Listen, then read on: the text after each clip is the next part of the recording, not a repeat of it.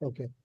सेठी sir ने जो एक पॉइंट रेस किया था ना, कि आरबीआई ने बीच में गोल्ड वगैरह बाई कर दिया था, सोना आयात किया था। तो सेठी सर देखिए, बीच में ये जो जियो पॉलिटिकल टेंशन बढ़ा हुआ था ना, स्पेशली यूक्रेन और रशिया के बीच में भी, तो उस समय पे सिर्फ आरबीआई नहीं, लेकिन दुनिया के अनेक सेंट्रल बैंकों ने गोल्ड बाइंग चालू की थी। सब of the European bank central बैंकों ने भी ये बाई किया था। और ये एक कंजर्वेटिव अप्रोच होता है फॉर एनी सेंट्रल गवर्नमेंट, कि जब जब ये युद्ध की स्थिति निर्माण होती है ना, तो वो लोग अपना फंड जो होता है वो गोल्ड बाई करने में लगाते हैं। तो उस प्रकार से गोल्ड का रिजर्व कोई भी गवर्नमेंट और सेंट्रल बैंक इसमें बढ़ाती है। अब ये पर्टिकुलर इश्यूज के साथ एक इशू मेरे, जो something which is slightly keeping me worried, कि जिस प्रकार से मैं ये कहूंगा कि डॉलर स्ट्रांग होते जा रहा है। अब हमने देखा है कि 2 के 3 दिन के 4 दिन पहले एक क्रॉस 85, और वो हमने 85 से 85 68 85 70 तक ये 4 5 दिन में देखा है। तो जिस प्रकार से डॉलर स्ट्रांग हो रहा है, ये एक चिंता का विषय हमारे लिए है, क्योंकि हमारा इंपोर्ट महंगा हो जाता है। सिंपल सी बात ये होती है, because your outflow is more, और हमारा इंपोर्ट भी, अगर आप ट्रेड डेफिसिट में देखेंगे, तो अभी भी हमारा डेफिसिट में the import is such a huge, कि जिसकी वजह से हमारा लार्जर पेमेंट निकल जाता है ऑयल पेमेंट्स के लिए। और मैं ऐसा मानता हूं कि डॉलर अगर ये 2025 में इस प्रकार से रहा, तो I will not be surprise if it can touch to the 88 level also. अच्छा, जहां तक निखिल भाई ने एक बात की, मैं भी हमेशा ये कहता हूँ कि एक जब there are lot of uncertainties are there in the market, तो always some new opportunity arises. Geo political tension के साथ अब जब प्रेसिडेंट डोनाल्ड ट्रंप चार्ज दे रहे हैं, तो मेरा अपना ये एक आकलन है निखिल भाई, कि डोनाल्ड ट्रंप के पहले टर्म के जब थे 4 साल, तब जो उन्होंने मोदी जी के साथ रिलेशन डेवलप किए थे, तो उस प्रकार से मुझे लगता है this is the golden opportunity for India, कि ये आने वाले 4 4 साल में 2025 से 2028 तक India should expand their partnership with the United States in front of various trade, commerce and industries। और आपने जैसा कहा ना कि चाइना के साथ जो टैरिफ का इश्यू हो रहा है, तो there is always opportunity that India can come into a certain industries, certain sectors where they can expand their export with the United States। मेरा ऐसा पर्सनली मानना है कि ये जो बदलती हुई जियो पॉलिटिकल सिचुएशंस है ना, उसमें इंडिया को एक एडवांटेज मिल सकता है। मैं एक बीच में आर्टिकल पढ़ रहा था, कि जिसमें ट्रम्प एडमिनिस्ट्रेशन के आने के बाद इंडियन ट्रेड चैम्बर के कॉमर्स के लोगों को भी मिनिस्ट्री ऑफ फाइनेंस ने एक गाइडलाइंस और सर्कुलर जैसा इशू किया है, कि start working on your industries, your products, and see where you see an opportunity that will be easy for the government to take up that kind of issues with the Donald Trump administration. तो मैं ऐसा मानता हूं कि हमारे लिए ये एक अपॉर्चुनिटी है। उससे कितना हम एनकेज कर पाते हैं वो तो वक्त बताएगा, लेकिन this is the right time. और जिस प्रकार से उन्होंने मैक्सिको को कहा है, कनाडा को कहा है, इलीगल इमिग्रेंट्स की जो बात होती है, तो उसमें भी मैं ये कहूंगा कि अभी भी एक यूएस में डिबेट चल रहा था, कि आज भी सॉफ्टवेयर इंडस्ट्रीज को अगर सबसे ज्यादा कोई सपोर्ट प्रोवाइड कर रहा है, ऑपरेशनल सपोर्ट, तो वो इंडियन इंजीनियर्स की ओर से आ रहा है। तो ये जो 2025 के अंदर ट्रम्प एडमिनिस्ट्रेशन के साथ भारत सरकार अगर एक अच्छा रिलेशनशिप डेवलप करती है, तो it would be a very good opportunity, इतना मैं कह सकता हूँ Nikhil ji. On a very lighter note, I would say it's not a Donald Trump administration, it's a Donald Musk administration. And I think, and I think मैं सोचता हूँ city से कभी कि हम पे अडानी अडानी चिल्लाते हैं, अंबानी अंबानी चिल्लाते हैं। ऐसा कोई ऐसा ऐसा अमेरिका में क्यों नहीं चिल्लाता है, मस्क मस्क मस्क, ये मस्क क्या कर रहा है, ये प्रेसिडेंट के साथ घूम रहा है, अपनी पॉलिसीज कर रहा है। तो वहां तो कोई ऑब्जेक्ट नहीं करता है, वो उनको भी डेमोक्रेसी बोलते हैं, biggest democracy of the world. और यहाँ बेचारा अडानी क्या एयरपोर्ट क्या ले लिए, 2 पोर्ट क्या ले लिए, 2 फैक्ट्री क्या बना ली। तो वो ऐसे ऐसे बवाल हो गया कि जैसे पूरा भारत खरीद रहा है वो। और वहां पे हमारे एलॉन मस्क भाई बैठ के बोलते हैं कि नहीं नहीं, इमिग्रेशन तो चाहिए। ट्रम्प साहब कुछ भी बोले, और ट्रम्प साहब भी फिर अपना गाना बदल देते कि हाँ इमिग्रेशन तो चाहिए। मैंने कब कहा नहीं चाहिए? मैं तो ये बोल रहा हूँ कि इलीगल इमिग्रेशन नहीं चाहिए, तो वो बात भी सही है। लेकिन ये जो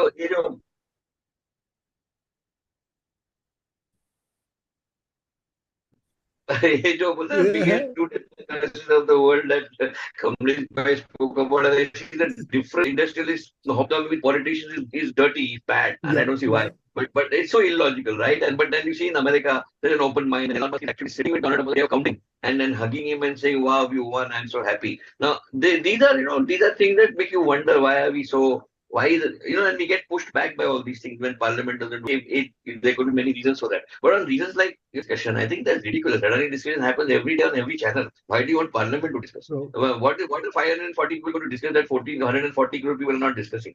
Everybody is discussing Adani. So what's the big deal?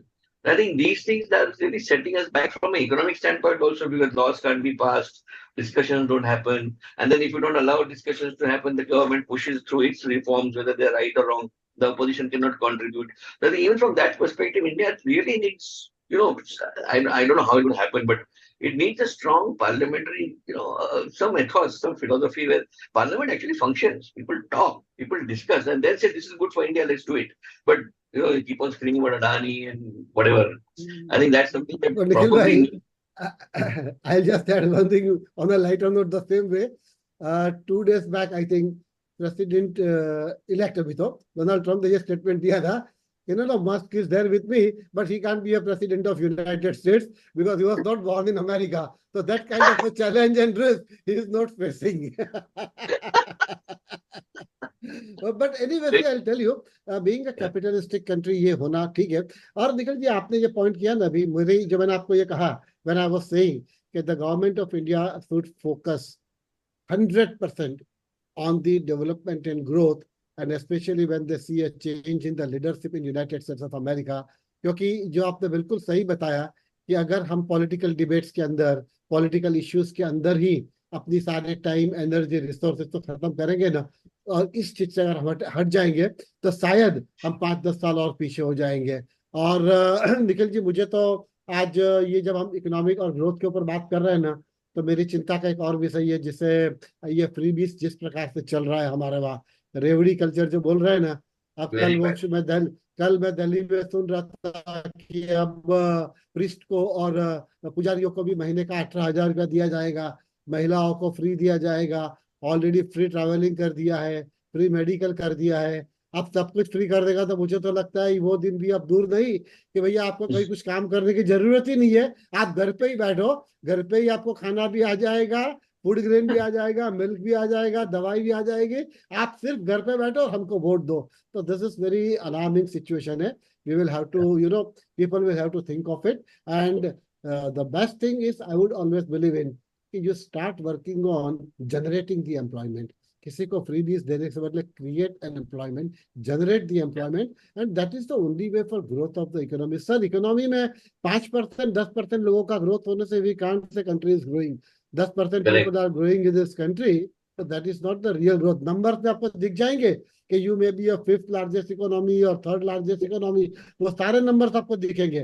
लेकिन at a grassroots level अगर आप जाओगे तो 90% people are there only where they were before 10 years, 20 years or 50 years. Generation after generations, they are there only. In the real sense, अगर if you want to see a growth ना, so you will have to involve each and everyone, and the fruit of growth should pass to every individual. तब तक मैं मानता हूँ ये growth नहीं है. और ये थोड़ा बहुत होप्स मुझे क्यों है क्योंकि थोड़े बहुत गवर्नमेंट के स्टेप ऐसे जब मैं देखता हूँ तो मुझे लगता है कि उनको इकोनॉमिक ग्रोथ के लिए भी कुछ करने की उनकी एक एजेंडा के ऊपर है, वो फोकस कर रहे हैं. इस बार की गवर्नमेंट में निखिल जी देखिए मुझे तो एक कंसर्न ये भी दिख रहा है कि this time Modi government doesn't have the absolute majority, though the numbers are not very huge difference, पर तो भी एक 30-35 MPs के लिए they have to depend on the alliance partner. और इंडियन पॉलिटिक्स में यहाँ कभी कुछ भी हो सकता है. तो ये जो 2025 के वर्ष के अंदर है ना, और ये वर्ष ही नहीं, आने वाले 4 वर्षों के लिए भी पॉलिटिकल स्टेबिलिटी भी एक हमारा एक क्वेश्चन मार्क हो सकता है. ये भी एक चिंता का विषय है निखिल जी.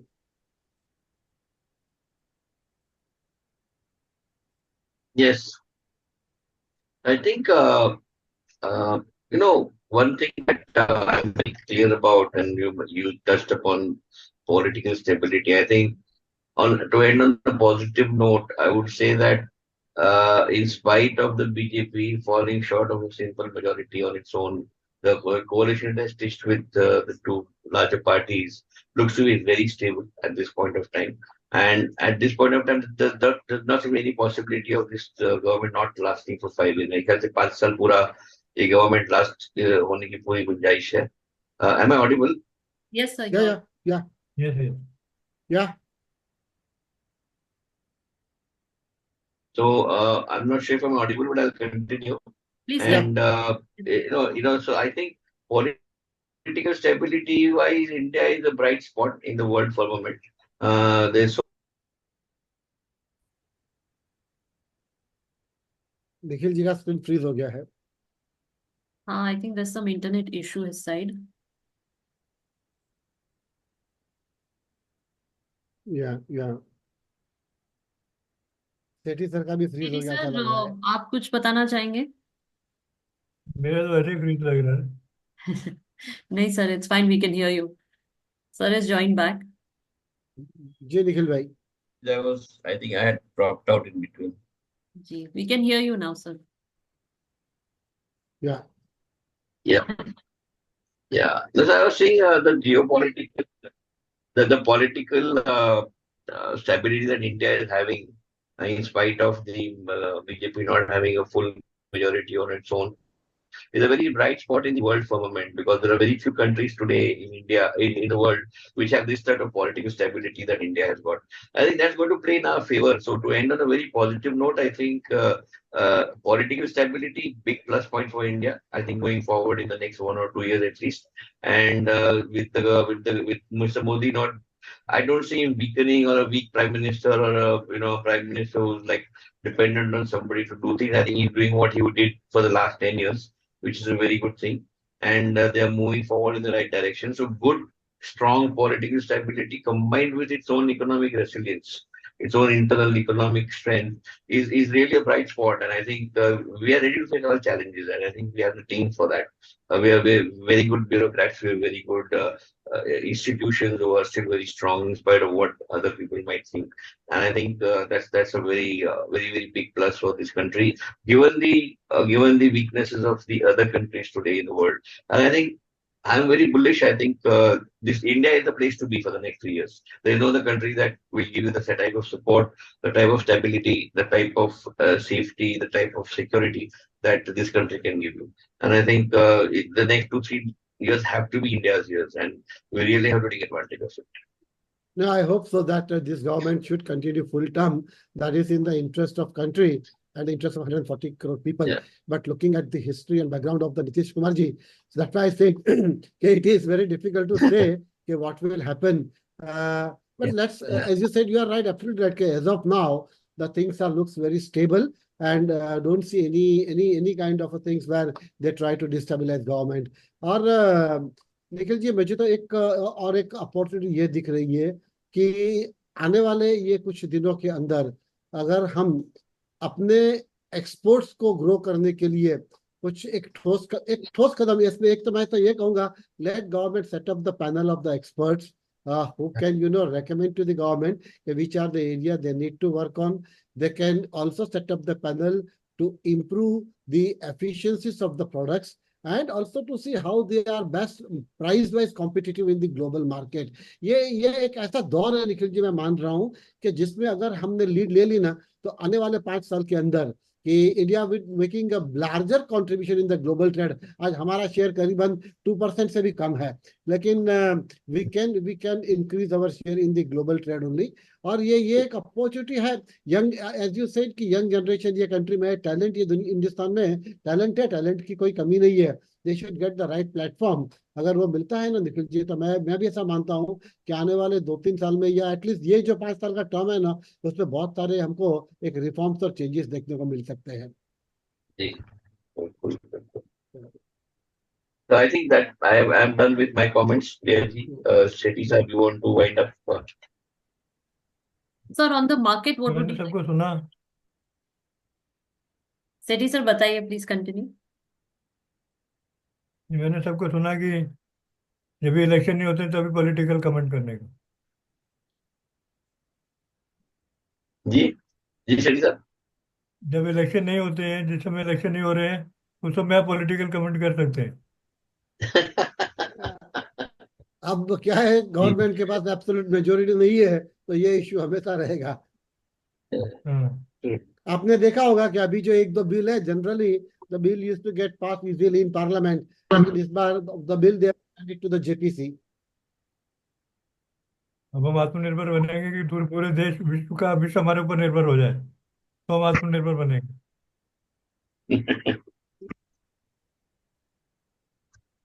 जी तो Priya ji.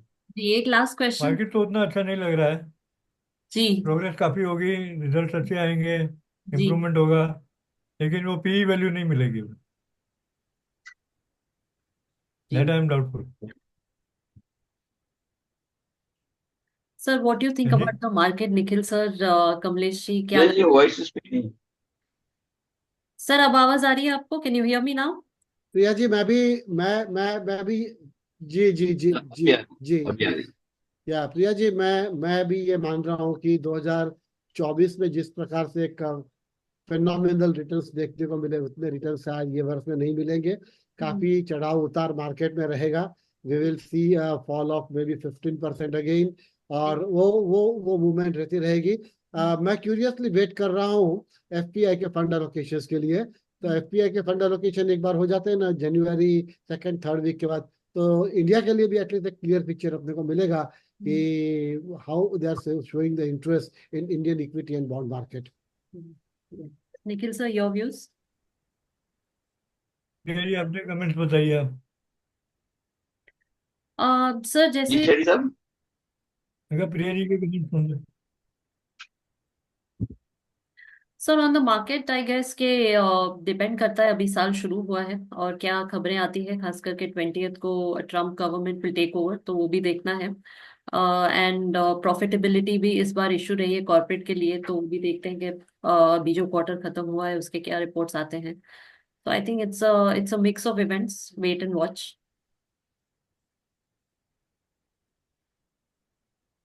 Nikhil sir, your vision for 2025 for the market?